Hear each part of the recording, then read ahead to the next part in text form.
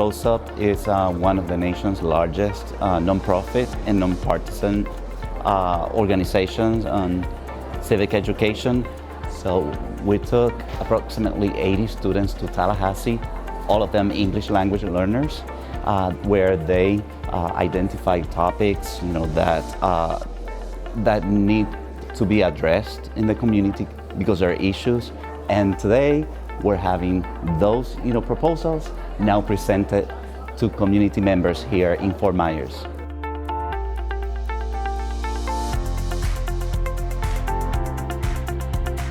Oh, they are so excited. Once you get an opportunity to look at the projects in there, you'll see how much thought and the conversations that they've had with experts to be able to do some of the research and investigate and come up with great ideas and solutions about how to make change on the issues that they really care about. Every student in Lee County, no matter what age you are, all has a voice, all can do different things. As long as you have big dreams and can aspire to them, you can do anything to help out your community. If you see a problem, I feel like you have the power to do something about it.